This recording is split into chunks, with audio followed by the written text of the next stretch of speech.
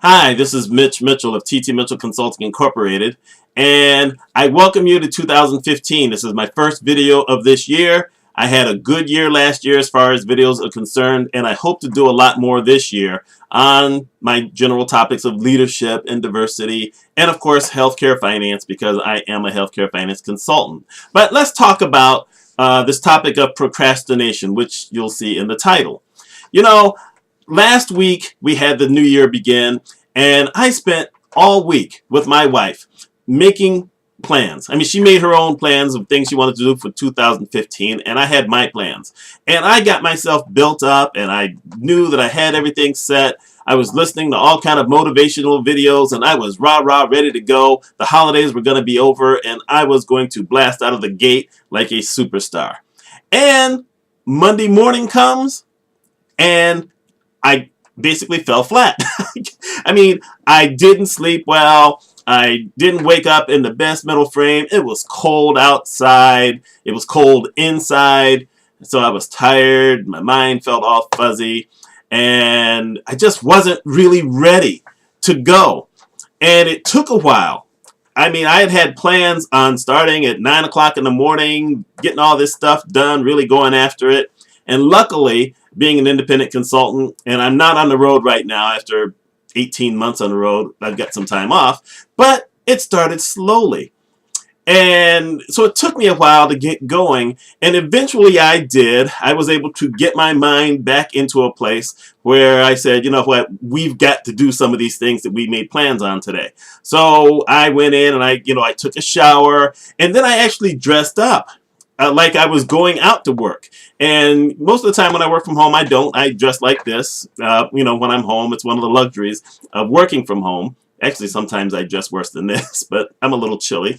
But I dressed up, put on a nice shirt, and had a tie on for a brief minute. And then I said, okay, that's a bit extravagant. Put on my nice dress pants, and everything was ironed. And I looked really, business ready. And that helped to put me in the mood to do some things that I needed to do. So I was looking at this concept of procrastination and trying to figure out what is it that sometimes makes us decide that we're just, we know that we have something to do, but we don't do it.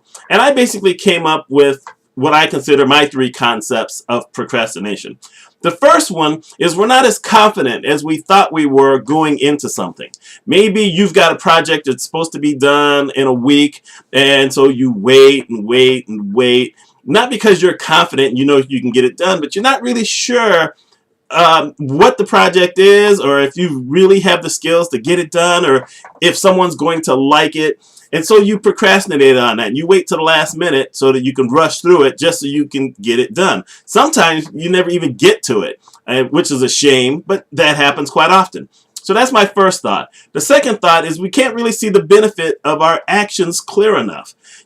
Making that phone call. Am I going to be able to reach this person? Is it really going to turn into something? Is it going to turn into business? Or is it going to give me a job? Or is it going to help me make money? Is it going to help me establish myself with this person? Will the person even answer the phone? We really can't see the benefits sometimes of things like that. And my final thought on it is we're just not as ready as we thought we were. We're not as prepared. My thought was I sat there listening to all that motivational stuff, and it really did pump me up, but it pumped me up too early. I probably should have woken up Monday morning when I was kind of feeling the blahs and put on some of the motivational things, the stuff to really pump me up and get me going, but I didn't do it. I did it all last week when I really knew I wasn't going to do anything, and it's always easy to be a big man or be the smartest woman in the world when you know that there's nothing on the line at that moment. But when you're on the line and you have to do some things, it's sometimes the way that we do things where we wait to be pushed. Because when we're pushed and now we have to act, it sometimes feels like, you know what, I was so courageous because I did something when I really needed to do it. But we don't always have to wait to the last minute to do things. Years ago when I was an everyday employee and I was working at a hospital and budget time came, and the CFO, actually I think it was called VP of Finance at the time, would send out these things to all the departments in the hospital for their budgets and say, okay, you've got a month to get this done, and it has to be done by such and such a date. Mine was usually done at the end of the first day.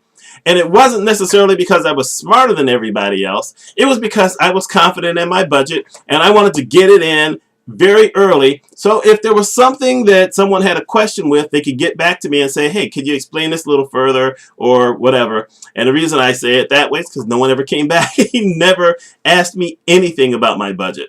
And truthfully, sometimes you put in your budget stuff and you send it in and they change it up anyway. But that's not really the point. The point is to see if you at least know what's going on in your department. And what you would find is the majority of the directors in the hospital would wait till that last week and suddenly they'd all be running to him or the director of nursing, the VP of nursing, looking for help. Every single year, the same thing. No one ever had to worry about that with me. So I was confident in myself, but obviously they weren't, and they just procrastinated, and, you know, I'm assuming they eventually always got it done because at some point all the directors would go into a meeting and we would all talk about this stuff.